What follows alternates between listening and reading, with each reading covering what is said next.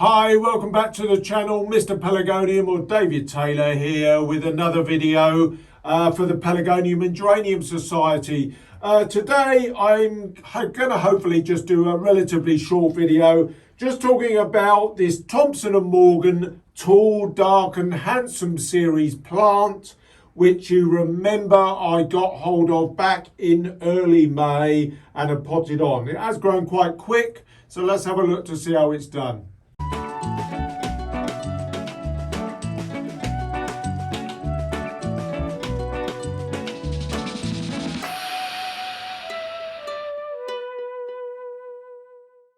Well, welcome back to the channel on a very wet morning, actually. We haven't had any substantial rain for a few weeks, actually, so it's good to have a morning of heavy rain here today. Fill up my water butts to give my plants plenty of water, which we are going to need over the coming weeks, I think. Today, I'm actually just going to do a little bit of a review of this Thompson & Morgan, who are a company based in the UK, a nursery company. This is a Thompson & Morgan Tall, Dark and Handsome series plant, which they introduced this year in the UK. And they sent me a complimentary plant to grow on during this summer.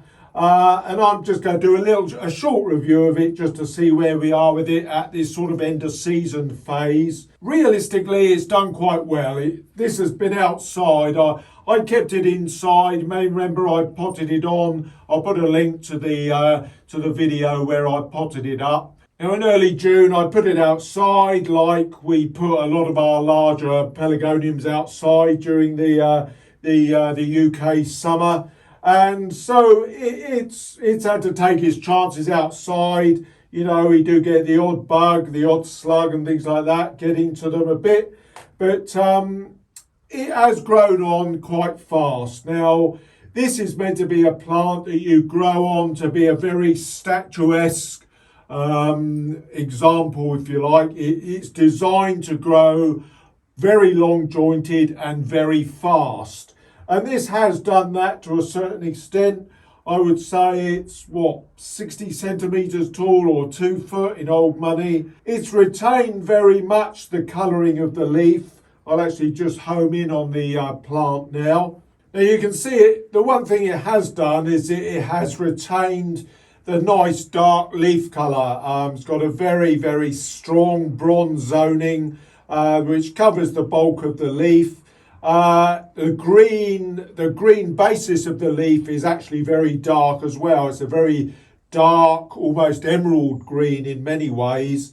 So it has retained that. Obviously, it's been out in strong sunlight.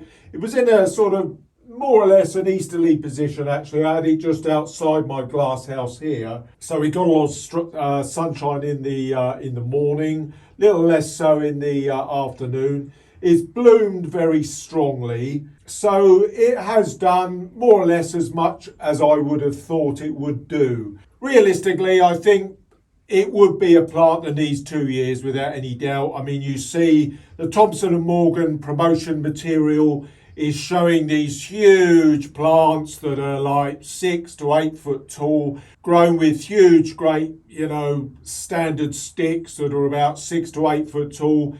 It'll take 2 years to do that.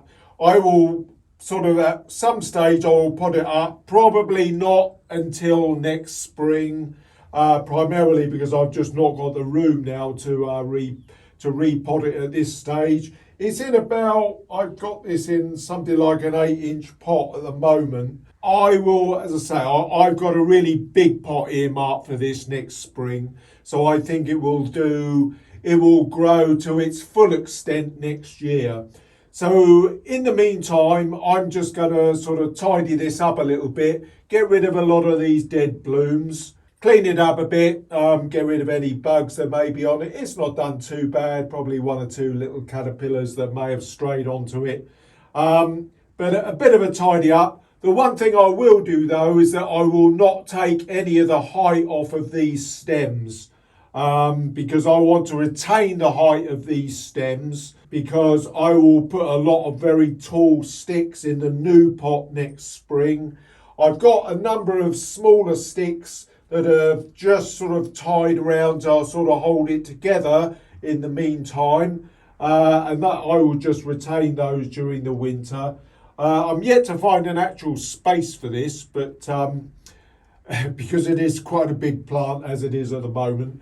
But I'm confident that I can really get this to move next year when I get it into an even bigger pot. So frost-free over winter, frost-free greenhouse, or even taking it indoors if you have the room. And I'm confident that this will grow into a really big boy next season. But overall, I'm pleased with the colouring of it, pleased with the colouring of the leaves.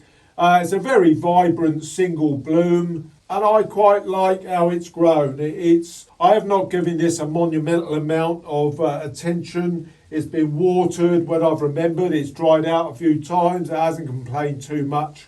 Typical sort of zonal plant, really. So yeah, it's got a certain amount of toughness to it, which is good. And we've just got to see now how it gets through the winter. And I'm confident it will get through without too many problems. So I'll just run through a couple of bits. I'm just going to sort of tidy it up a little bit, get rid of any sort of leaves like that one, which has got a bit of caterpillar debris on it. That's something that you should of course do with all plants that you bring inside during this early autumn period, or when you want to start moving your plants inside. You need to try and ensure that you get all your bugs or any mess off the plants to tidy them up before bringing them in, because you ideally don't want to import bugs and any mess that may have got onto them outside when you're bringing them back into your greenhouse for the winter. Right, so let's just have a little look then. I'll get rid of a few of these dying leaves, which there aren't many of, to be honest, just a couple. Got a few dead or dying blooms, which should realistically snap off. I don't want to get them in my coffee, so I'm just going to move that a moment. I'll retain the newer blooms for the time being, so they can look pretty neat. They look okay. These blooms are snapping off quite easily, these exhausted ones. I'll just forward this through now. Nice moth on there, which I won't harm. I'm just going to grab him and put him outside. There he is. Got him inside, no problem at all.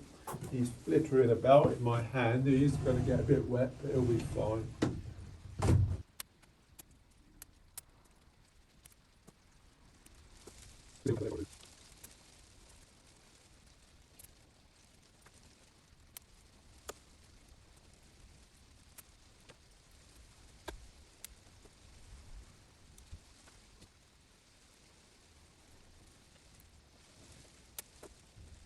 If you're ever looking for caterpillars, just look on the underside of the leaves.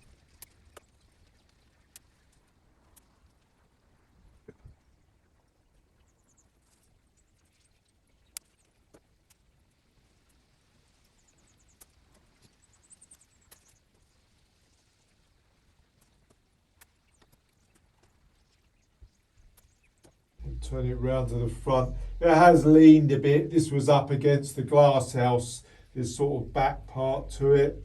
It's important to get rid of sort of any slightly dead stipules. Sort of thrived on ignorance to a certain extent, because my plants outside do have to take their chances to a certain extent.